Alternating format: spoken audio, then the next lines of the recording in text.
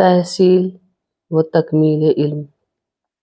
حضور غوث اعظم غوث پاک رضی اللہ تعالیٰ عنہ بغداد پہنچنے کے بعد مدرسہ نظامیہ میں داخل ہو گئے۔ یہ مدرسہ ان دنوں تمام دنیا کا مشہور و معروف علمی مرکز تھا، جس میں قابل ترین اساتذہ طلبہ کو تعلیم دیا کرتے تھے۔ آپ نے چند سال میں تمام علوم اور فنون پر دسترس حاصل کر لی۔ بہت جلدی، یعنی کہ 7 سال میں حضور غوث پاک رضی اللہ تعالیٰ عنہ نے جو مدرسہ نظامیہ سے تعلیم حاصل کری، اسے کہا جاتا ہے، آج ایجوکیشنسٹ لوگ کہتے ہیں کہ وہ 7 سال کا جو حضور غوث اعظم کا علم تھا، وہ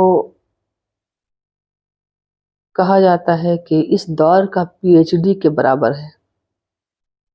طالب علمی کے زمانے کی صعوبتیں۔ طالب علمی کے زمانے میں آپ کو بہت مشکل حالات سے دوچار ہونا پڑا، یعنی اسٹوڈنٹ کے زمانے میں بہت مشکل حالات سے دوچار ہونا پڑا اور سخت مشقتیں اٹھانی پڑی، لیکن یہ مشکلات آپ کے عزم صمیم کی راہ میں حائل نہ ہو سکی۔ حضور غوث پاک کے راستے میں بہت سی پریشانیاں آئیں، مگر جو ان کے طالب علمی کے زمانے میں پریشانیاں آئیں، یہ مشکلات آپ کے عزم کو، یعنی آپ کے ارادے کو رکاوٹ نہیں بنا سکی، اس لیے کہ حضور غوث پاک کا ارادہ بڑا مضبوط تھا۔ ارادہ یہ تھا اللہ کے راستے میں رہنے کا، گزارنے کا، دن گزارنے کا، عبادت و ریاضت میں دن گزارنے کا۔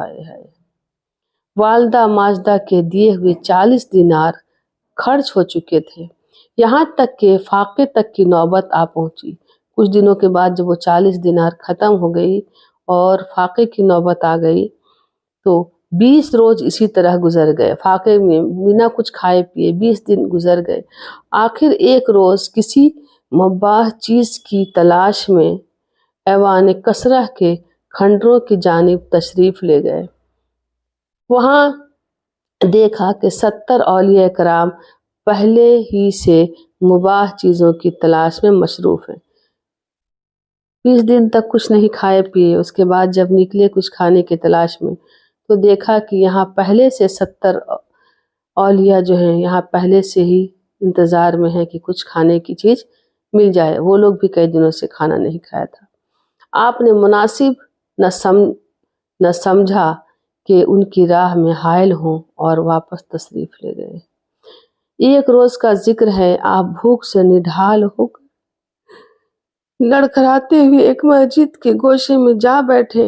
ابھی تھوڑی دیر گزری تھی کہ ایک اجمی جوان روٹی اور بھنا ہوا گوشت لے کر مسجد میں داخل ہوا اور ایک طرف بیٹھ کر کھانے لگا۔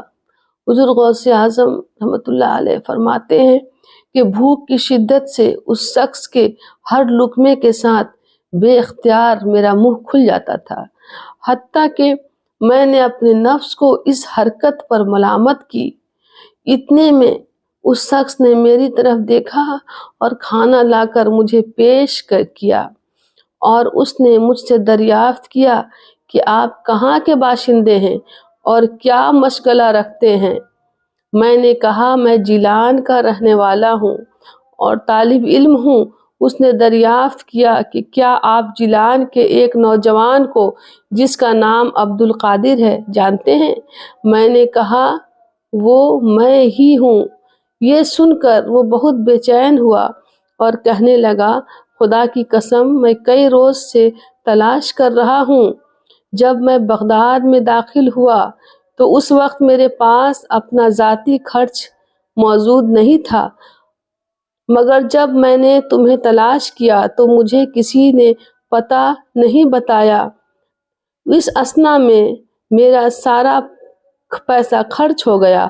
پھر میں نے 3 روز فاقے میں گزارے اور آج مجبور ہو کر آپ کی امانت میں سے جو آپ کی والدہ ماجدہ نے آپ کو پہنچانے کے لیے دیے تھے، ایک وقت کے کھانے کے لیے یہ روٹی اور گوشت لایا ہوں، اور آپ خوشی سے یہ کھانا تناول فرمائیں، کیونکہ یہ آپ ہی کا ہے اور اب میں آپ کا مہمان ہوں۔ پھر میں نے اسے تسلی دی اور اس بات پر اپنی خوشنودی ظاہر کی اور کھانا تناول کیا۔